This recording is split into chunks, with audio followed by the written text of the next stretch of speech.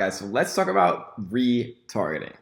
Retargeting is the key to explosive profits on Facebook, bar none, end of discussion, period, right? Because retargeting is how you kind of leverage already warm customers who've already been engaged, already been exposed to you, and you already kind of have that trust. And really the point of retargeting is, to send them that reminder, to show them that you're still there, to show them that you care, right? And to really be specific and kind of follow up in a way that is going to actually get them to convert, right? So there's a million ways to retarget people on Facebook, but really we're going to break it down into kind of the top three ways to retarget that have kind of just been proven again and again and again to be most successful for me, right? And this is through millions of dollars of ad spend. You guys are kind of just jumping ahead of all of that and kind of getting the culmination and results of millions of dollars of ad spend that has been iterated and iterated again and again and kind of made more and more efficient each time, right? So many people will come and go to your website, right? And a lot of them might even be interested in making a purchase, but a lot of times people leave empty-handed, right? I think a lot of us that have had an e-commerce store have had people come to our cart, right, but haven't actually made a purchase. And so the best kind of ways to retarget people, the most efficient way, right, if you have like a Shopify store or something that integrates directly with DPAs, the easiest way is using the dynamic product ads like we talked about before, right? Actually just integrating via a product feed and then setting up dynamic product ads to, automatically serve to anyone who's viewed a specific product in the last 14 days but hasn't actually purchased it, right? And then Facebook will go and automatically show the item that the person viewed directly to them on Facebook in like a nice little kind of carousel ad with a shop now button and making it very, very seamless and frictionless to actually purchase. But if you don't have the ability to use DPAs, you can still do abandoned carts. And the way that you can do this, right, is there's a couple of ways. And we've talked about both, but I just want to really kind of hammer it home. So this is one of my demo stores that I use just to kind of show how to do things. And so this is kind of the cart page on Shopify, right? If we actually press add to cart, we'll see that it's actually /cart. And so what we can do is if we have multiple cart pages, right? Like if we have multiple products, we see that there's a different checkout page here. We see that there's also a link to the specific product itself, right? So there's a couple of different ways. Shopify and Facebook have an integration and kind of a communication and synergy where all you have to do, like I explained before, is just paste in your pixel ID directly into Shopify. And Shopify has custom coded all of their different events. Like if somebody adds a product to a cart, that automatically fires the cart event to Facebook. So they're trying to make it easy for us. And so in doing that, right, we can actually just create custom audiences quite easily, right? So we can go to a website traffic here. We can choose one of the right pixels, and then we can actually just target people from events, right? So we can target people who've added their payment info, right? Like they're in the cart step. So if they get to right here, this is the add payment event firing, right? And so what we'll do is we'll target anybody who's added their payment info, right, in the last 7 days, 180 days. You can do, any combination of 1 to 180. And then we're going to exclude people who actually have purchased, right? And the reason that we're doing that is because we're going to, target the people who were close to purchasing but haven't quite purchased, right? And if you have multiple or if you have multiple products, then you want to be careful, right? Because somebody could add a product to their cart and then didn't purchase, and then you're showing them an ad for a different product where somebody added to cart and didn't purchase. So if you want to be super specific, you can just go people who visited specific web pages, and then we can just come in here, grab the actual product link, right? So then now we're going to target people who visited this product link, right, but haven't purchased. So now we're only going to show it to people who have specifically visited this product, right? They're looking at this product. And then when we create this custom audience, if we're actually going to set up a retargeting ad, we'd obviously use, pictures of this specific product, because the only people who would be shown our ad are people who fit into this custom audience, which means that they must have visited this specific web page, right? But they didn't actually purchase. So you have to be careful when you have multiple products about actually just using events, right? Because if we just did add to payment info here and we have 5 different products, right? We can't show them an ad for, our putter, for example, and then all of a sudden, the actual event that they fired was they added their payment info for my golf polo, right? And so, you have to be careful, because these will just pick up and put people into a custom audience of anyone who's viewed a specific specific, who's added their payment info on any of your products but hasn't purchased. So if you want to do it specifically, do it just by web pages, and it works pretty well. But again, if you want to do it the most efficient way and you do have a Shopify store, I definitely suggest checking out the dynamic product ads tutorial that we went through, because it's one of the best ways to kind of do it. All you have to do is set up a feed, an RSS feed from the Shopify app that based on that catalog, right? And you can do it from a specific collection. You can do it from all of your products. And there's a lot of really cool kind of custom combinations that you can make also. For example, like you can do, okay, so if somebody viewed one product, show them an ad for another. And so the reason that would be cool is if somebody bought, for example, like a camera, and this is the example I keep using. If someone bought a camera from your site, you could say, okay, everyone who buys a camera from my site, show them an ad for the camera case that matches that camera. And so it's a cool way to kind of cross-sell and upsell using dynamic product ads. Right. So another cool way is incentive/value-based retargeting. And so, what we do is, instead of targeting people who visited specific web pages, we actually just do visitors by time spent. And you can do this on whatever page you want, right? Like, for example, if you have a webinar, you can retarget people who watched 25% or more of your webinar, or who watched a specific amount of your webinar. People who are in the top 25 percentile of people who watch your webinar probably watched a lot, because most people who are committed enough to sign up and things like that are probably going to watch at least some. So this is a good way, and you can select specific web pages here. But visitors by time spent really is just like a very good way to kind of judge interest, because there's no better kind of determinant of interest than time spent. Because if somebody's reading what you have to say, or they're scrolling through your entire website and they're really spending more time than anyone else, it's a very, very good way to know that they're very interested in purchasing, which means that retargeting campaigns in this particular segment are extremely profitable, right? So Facebook activity and engagement. So we talked about this briefly, but let's go through some that are kind of a little bit more advanced, right? So whenever I create a video ad or like a post for my Facebook page, I always create a custom audience of people who viewed 25%, right? And 50%. So let's actually talk about how to do that, right? So if we go to engagement here in video, we can choose people who viewed 25%. Right, and then we can actually pick the video itself right here. We can pick one from this page.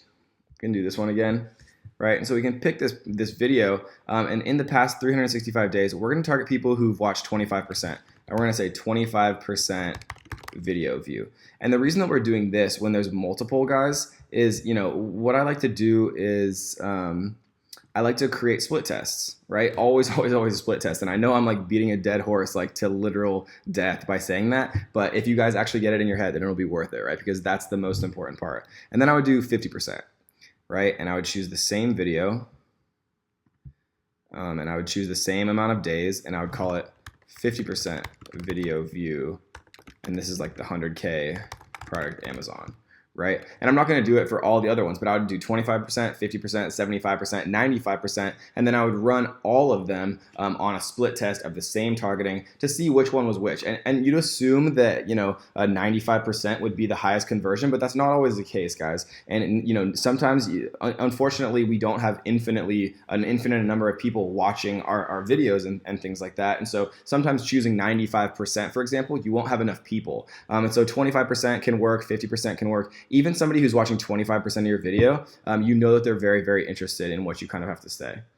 Another cool one is the lead form.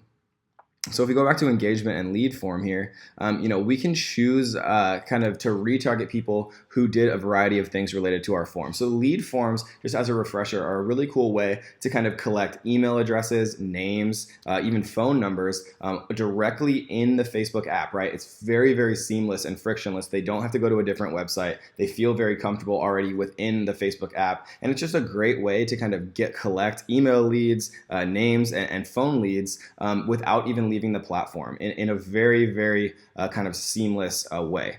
And so we can actually create custom audiences, which is a great benefit that a lot of people don't know about. A lot of people use the lead form and the offer ads just to collect emails, to collect phone numbers, to follow up with these people. But what they don't realize is that a lot of people are kind of slipping through the cracks when they're doing that, right? So let's say you run a lead campaign for 1,000 giveaways of your cheat sheet or whatever, right? And so let's say 1,000 people give you their emails. How many of those people are actually going to buy from you, right? Probably not that many. Even if you're converting at a 10% rate, which would be, absolutely enormous, that would only be 100, right? So most of the time it's around a 1 to 3%. So, 10 to 30 people out of 1,000.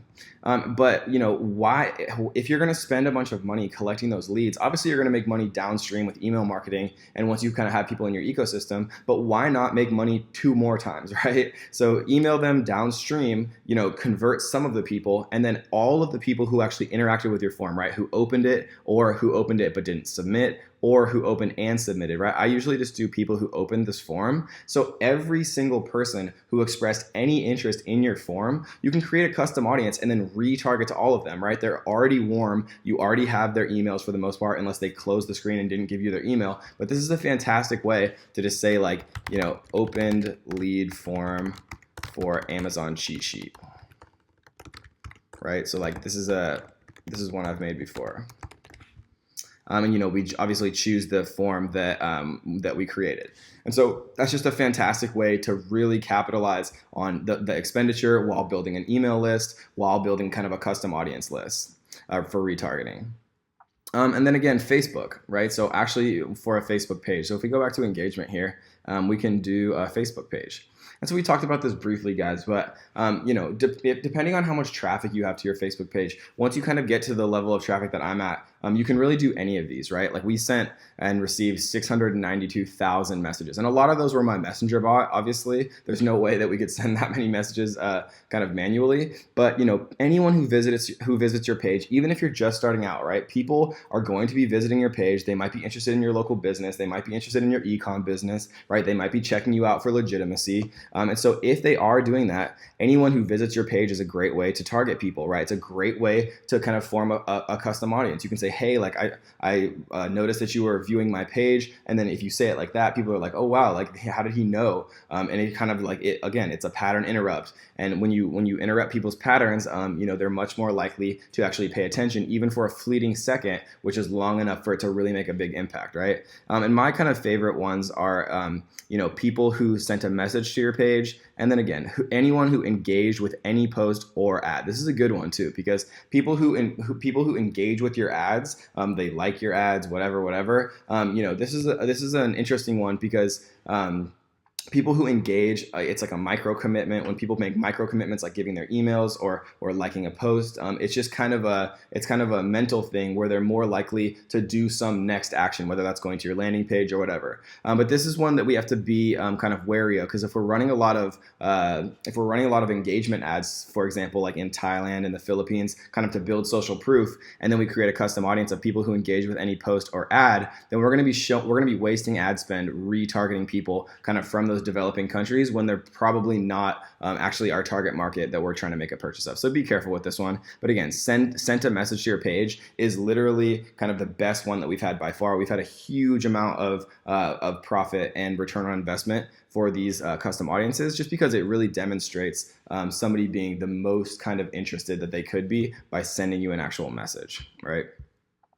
So the Instagram business profile we talked about before. So Instagram is obviously a huge kind of platform that should not be ignored. And if you're doing things like for your e-commerce business and you're, kind of repurposing viral content or posting images or content related to your products or services, and you're kind of starting to build your Instagram, a great way to actually monetize that, right? All of your effort is by retargeting people who actually engage with your Instagram. Because how else do you know if someone visits your Instagram, right? If they don't like your stuff, if they don't follow you and they don't send you a message, right? You have no idea. How else could you possibly know that they're just quietly coming and observing your content and then leaving, right? The only way that you can actually kind of reap the benefits of your efforts and your time related to your Instagram page is to create a custom audience of people who have, visited your business profile. If you don't have a lot of traffic, this one, right? Everyone who's engaged with your business is a great one, because it literally means anyone who visits your page, anyone who, engages with your content or ads on your business profile itself, or in their feed. Like if your photo comes up in their feed and they engage with it that way. So this is a fantastic way to kind of, get a little bit of profit and a little bit of reward from all of your efforts related to Instagram, just by targeting everyone who's kind of showed interest. So I normally, guys, I recommend against using the right column placement, and I'll show you what I mean in a second. We've talked about kind of how to target via placements, and I talked about the importance of kind of using the Facebook feeds on both mobile and desktop, as they are by far, no question, the most kind of profitable. But for retargeting and for ultra defined audiences and people who've showed a lot of interest, right? Like they've come to our page, they've interacted with our content, maybe they've liked or sent our page a message, right? Or they've viewed the cart for one of our products. People who've showed, an above average level of interest. If we come down to placements here, and edit placement. So normally we will uncheck where it says right column, right? These are the little ads that appear kind of on the right, and these like little small ones, and they're generally very, very not efficient. They're generally very inefficient, excuse me. But for retargeting, it's actually kind of a cheap little way, right? Like, so here's an example right here. Protect the stuff you love in 90 seconds. So we can actually, it's okay to use right column ads in retargeting. I even suggest when you're creating a retargeting campaign, like for example, let's say that you made a custom audience of people who sent your Facebook page a message. I might create a retargeting ad saying like, hey, like I know that you were looking at our Facebook, or you sent our Facebook page a message. We'd love to like reconnect. And I'd only use the right column. And I wouldn't only do that, guys, but I would make a split test where I disabled everything else and only chose the right column. And sometimes you'll get very, very cheap results from only using the right column when it's specifically ultra targeted audiences for retargeting. So that's just a fun little hack that I kind of use. And kind of one of our biggest secrets, guys, depending on what your product or service is, but one of our biggest like money makers and just an absolutely unbelievably profitable campaign that we run is called the video testimonial carousel. And what a video testimonial carousel, guys, is it's kind of the best way to jam pack a Facebook retargeting ad with social proof. And like we've talked about again and again and again, right? Some of the most important parts of being successful with online businesses is social proof. People want to read reviews of your course, or people want to read reviews about your product. Amazon's popularized that. They've proved that people need to see reviews. They don't want to spend their hard-earned money without hearing from other real people that this stuff is actually going to work. So the people who have more testimonials and the people who have more other people, like normal people, saying, Kevin's course changed my life. I was able to leave my job, right? Like all X, Y, and Z, that other people who are considering and on the edge of kind of joining need to hear to kind of feel comfortable kind of taking that risk. It helps a huge amount, guys.